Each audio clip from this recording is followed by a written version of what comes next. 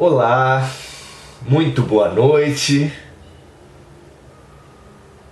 É uma alegria quando vai chegando o final de tarde, que a gente vai fazendo os aprontos aqui para esse nosso encontro. Nada mais importante do que para alguém, para um viajante cujo veículo vê a gasolina baixar muito, do que parar num posto, rever óleo, calibrar os pneus, dar uma geral no carro e abastecer. É isso. Esse é o nosso posto de gasolina. Esse é o nosso posto de reabastecimento. Perguntava uma música inteligentíssima há um tempo atrás: você tem fome de quê? Você tem sede de quê? E a música mesmo respondia: a gente não quer só comida, a gente quer comida, diversão e arte. A gente quer saída para qualquer parte. A arte interpreta muito bem a alma de um momento. A gente quer saída para qualquer parte. Onde está a saída da vida?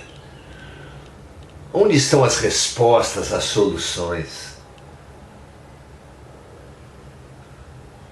As diferentes revelações nos trouxeram os textos sagrados.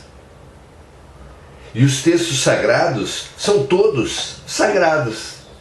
Todos vêm de Deus e todos levam a Deus. Não deve haver disputa entre eles. O Alcorão, a Torá, o Novo Testamento. Entre esses, o Bhagavad Gita.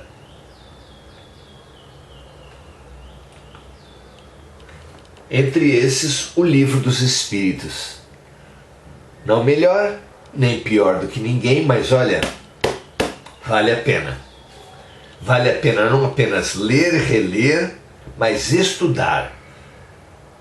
O nosso objetivo aqui é estimular uma leitura, um estudo da parte de vocês, da minha parte.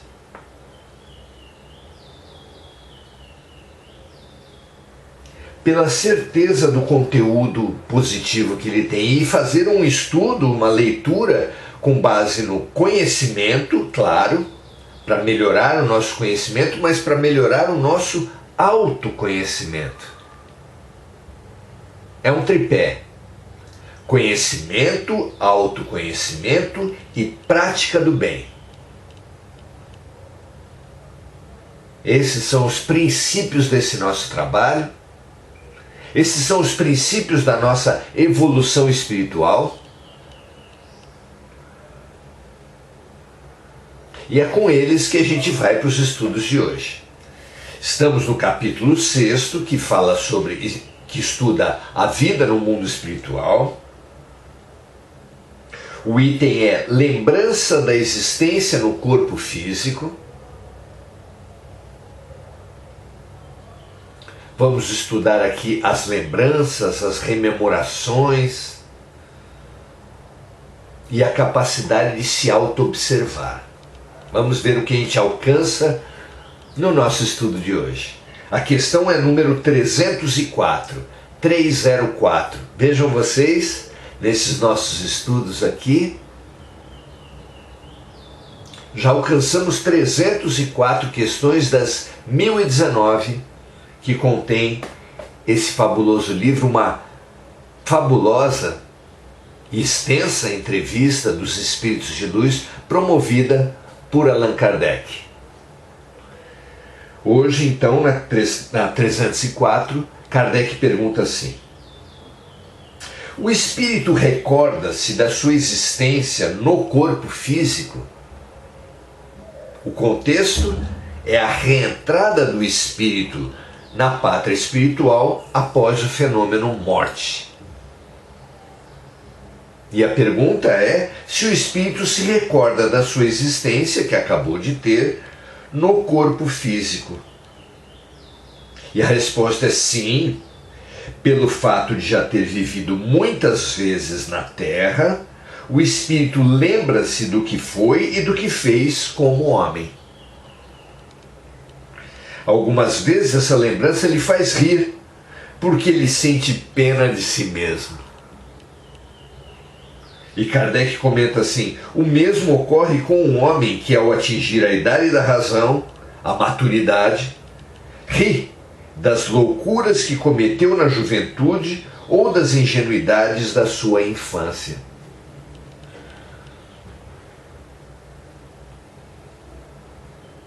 A maturidade se caracteriza por isso. E o desprendimento do corpo na vida espiritual também propicia esse mesmo processo, essa mesma capacidade de revisão, uma capacidade fundamental. Questão número 305. A lembrança da existência em corpo físico se apresenta ao espírito recém-desencarnado de maneira completa e repentina? A resposta é não.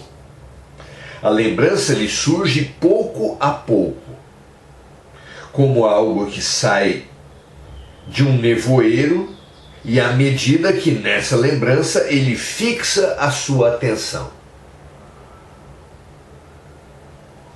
Então há o fator tempo e há o fator foco para ativação das nossas memórias.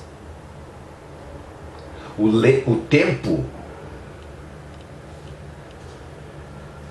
processando o afastamento do espírito do corpo espiritual e do corpo físico e da sua influência, conforme o tempo vai propiciando esse afastamento, esse distanciamento em relação ao corpo físico e às suas influências,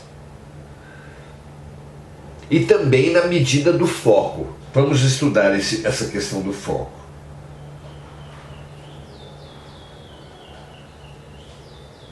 Então, o espírito lembra com detalhes de todos os acontecimentos de sua vida. Ele consegue rever toda a sua encarnação de uma vez. Ele recorda os fatos que tiveram maior influência sobre a sua condição de espírito. É a questão 306. Entretanto, respondem os espíritos, existem circunstâncias de sua vida para as quais ele não dá a menor importância, e delas nem procura se lembrar. 306A. Ele poderia se lembrar dessas circunstâncias se quisesse? Ele pode lembrar-se dos acontecimentos de forma minuciosa, e até mesmo dos pensamentos que teve. Mas, quando isso não tem utilidade, ele não o faz. E questão número 306B. O espírito consegue perceber a finalidade da existência na Terra em relação à vida futura? Vejam a pergunta, vou repetir. O espírito consegue perceber a finalidade da vida na Terra em relação à vida futura? E a resposta é certamente, e essa finalidade se apresenta para ele de maneira bem mais clara do que quando ele estava encarnado. O espírito compreende que precisa evoluir para chegar ao infinito e sabe que em cada uma das encarnações ele se liberta de algumas impurezas. Veja que interessante. A expansão de perspectiva, de compreensão, a expansão do seu ponto de vista, A melhor compreensão sobre o processo da vida e das múltiplas vidas na sua evolução é alcançado com muito mais eficácia após a morte, com o desprendimento do corpo físico. Não apenas o desprendimento objetivo, porque efetivamente laços nos unem o nosso corpo espiritual, unem, por assim dizer, o nosso espírito ao nosso corpo. Há equipes espirituais especializadas em fazer esse desprendimento desses fios que nos ligam ao corpo físico e que, enquanto estamos vivos, constituem uma união desses fios num cordão conhecido na literatura e na Bíblia como cordão de prata, porque ele revela uma certa claridade, uma certa luminescência. É esse cordão que é rompido com o fenômeno morte, é esse conjunto de fios que é rompido com o fenômeno morte, mas a capacidade de memória, a lucidez no mundo espiritual não é proporcionada apenas pelo rompimento objetivo dessas ligações entre o corpo espiritual e o corpo físico, mas também pelo desprendimento subjetivo. Poderíamos dizer também pelo desprendimento energético, porque é muito forte a influência da matéria sobre o espírito, e o tempo precisa ser usado conforme a evolução de cada espírito, mas certamente o tempo é fator de facilitação desse desprendimento subjetivo e energético.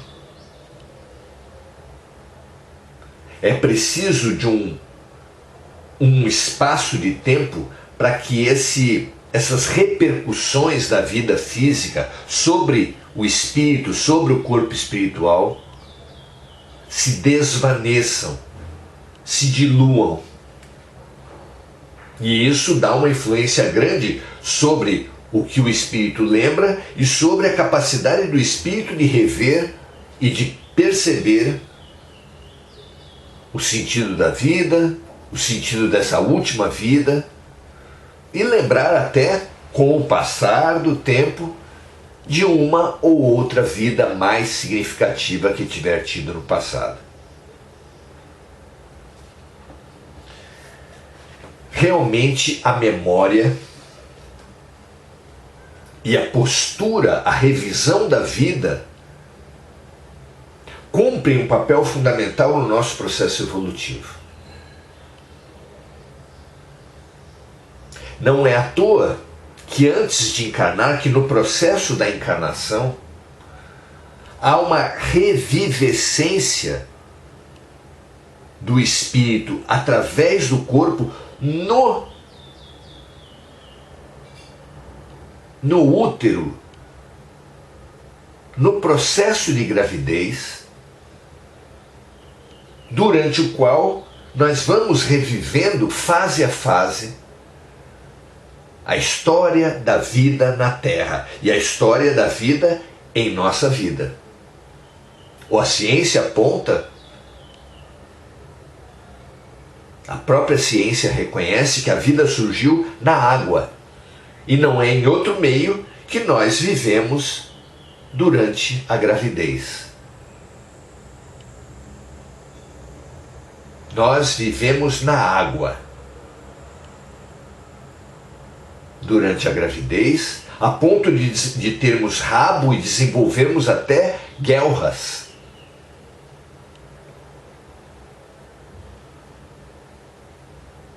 Por quê? Porque estamos relembrando toda a nossa história de vida.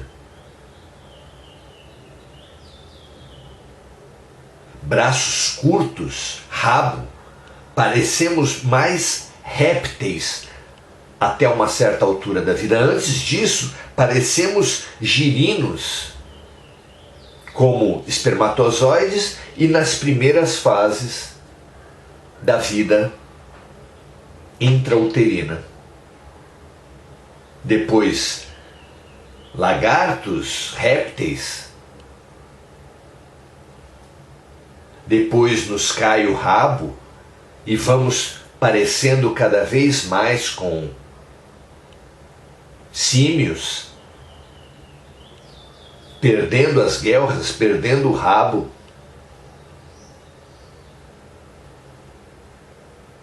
Revivendo o nosso processo evolutivo.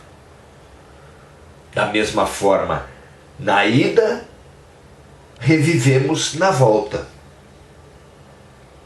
Os relatos de EQMs, experiências de quase morte, pessoas que, no geral, viveram a situação do coma após acidentes, após doenças, e que trazem desse momento de inconsciência, às vezes dias, anos, momentos, uma lembrança que tem fases muito coincidentes e que traz como um desses aspectos a lembrança.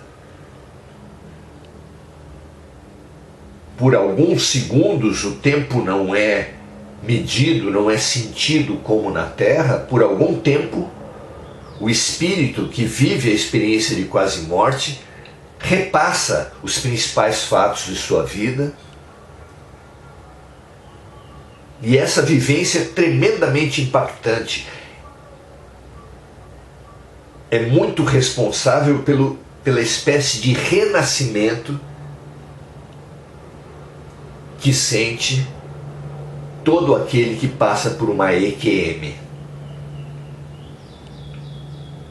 A memória é fabulosa nesse nascer de novo. Todo o processo de mudança, como que exige essa revisão. Um médico, especialmente os homeopatas, fazem uma anamnese, uma lembrança dos fatos significativos e do quadro atual.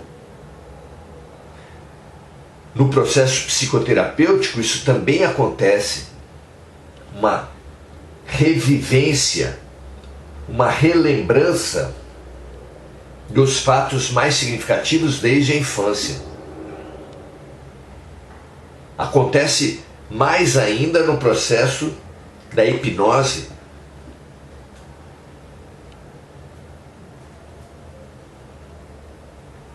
A memória é fundamental no processo individual, como é também no processo coletivo.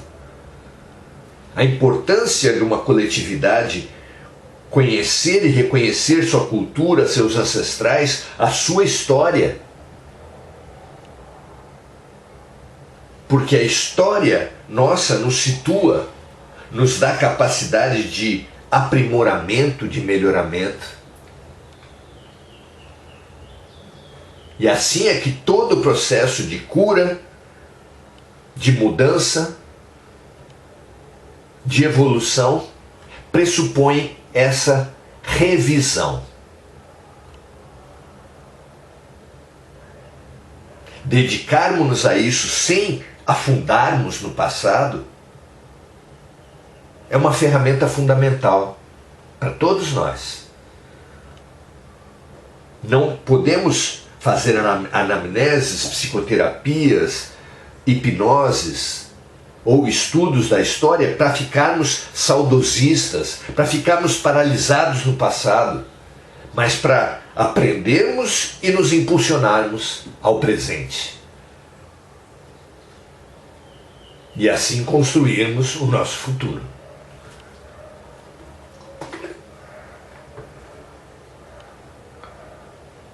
E por quê? O que há por trás desse processo? Importante lembrar, na questão 919 deste mesmo O Livro dos Espíritos, Santo Agostinho vem em nosso socorro e nos passa uma receita de evolução, uma receita segura de avançar nessa vida, em todas as vidas. Diz ele: façam como eu fiz quando estive entre vós. Ao final de cada dia, passava em revisão, passava em revista todos os atos, as reações minhas, as atitudes com as quais eu fiz o que fiz ou deixei de fazer o que deixei de fazer. Sem culpa, sem nos aprisionar, sem retenções, sem saudosismos, mas com clareza, aprendizado, boa vontade, coragem de mudar e de melhorar. Vejam vocês em quantos momentos de cura, de psicoterapia, de nascimento, de morte,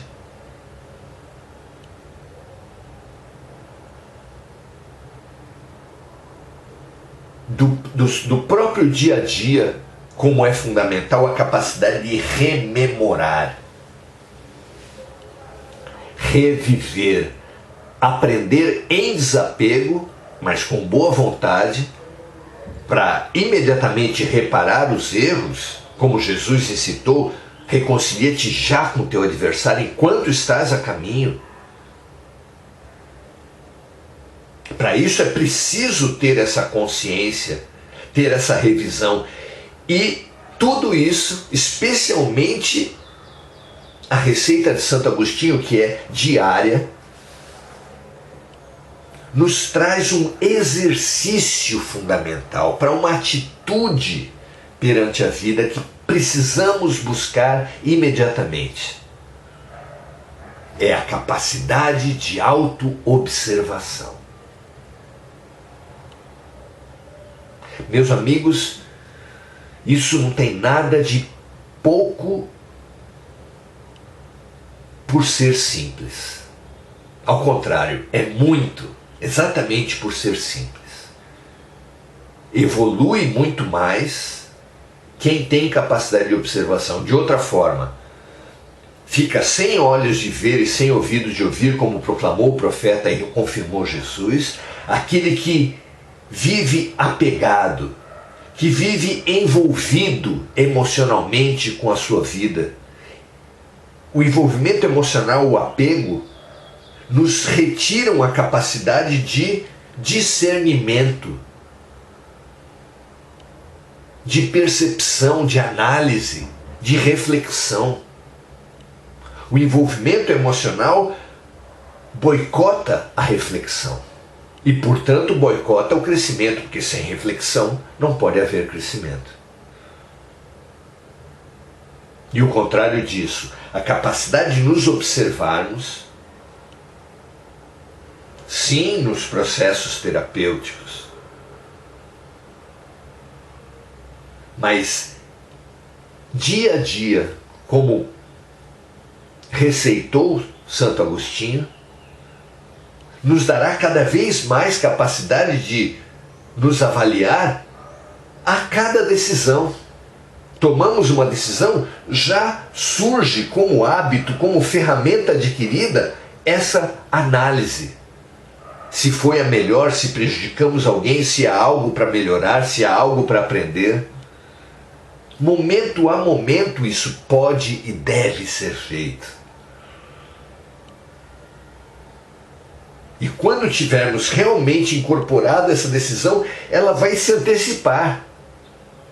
Aumentar em muito a capacidade nossa de tomar boas decisões, porque antes de tomar as decisões, já nos tornaremos capazes de refletir.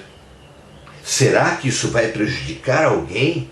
Se eu fizer isso, se eu fizer aquilo outro? Que consequências isso pode gerar para a minha vida e para a vida dos outros?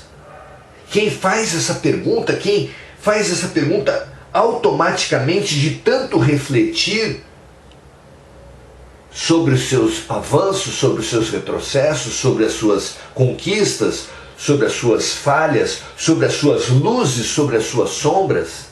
Quem tem esse hábito vai fazer essa reflexão fundamental antes mesmo das suas decisões, reduzindo muitíssimo a sua capacidade de errar, aumentando muitíssimo a sua capacidade de acertar. Analisem vocês se a rememoração, o autoestudo, a reconciliação, a reparação, e com tudo isso, a capacidade de autoobservação, em descolamento, em desapego, não fará de você uma pessoa muito mais assertiva, com muito mais autoconsciência, muito mais autorresponsabilidade e muito mais avanço. Analise isso, veja se te serve e, se te servir, use. Usemos todos, porque a receita vem das melhores fontes. Une ciência, filosofia e o melhor da revelação espiritual. Conhece a ti mesmo, disse Sócrates. Conhece a ti mesmo, disse Jesus. Conhece a ti mesmo, disse o Espírito da Verdade na questão 919. E isso a gente faz com análise constante, com capacidade de autoobservação. Muito bom. Saudar agora nossos amigos, Kelly e Cristina. Prazer estarmos juntos. Gugu Souza diz: tem alguns dias que não consegui conectar no horário. Que seja maravilhosa a nossa semana mesmo. Não tem importância. Assistindo, estamos juntos da mesma forma. Pode ter certeza que serve muito. Clarice Beltrame, muito boa noite.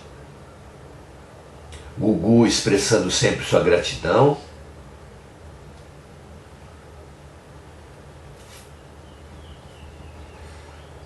Maria Aparecida Rodrigues, Teca Tereza, Adelaide Dias, Alex Caldas, Ieda de Jesus Lopes, Simone Magalhães, Enir Cajazeira, Osório Simões, Domingos Natalo, Andréa Santos, Regina Frutuoso, André Salvatore.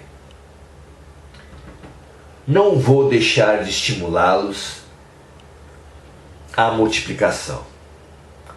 Se você entendeu que a ferramenta aqui trazida para todos nós, de autoavaliação, de autoconhecimento, de autoobservação, é realmente preciosa para a vida, não apenas adote em você, mas compartilhe, transmita, espalhe.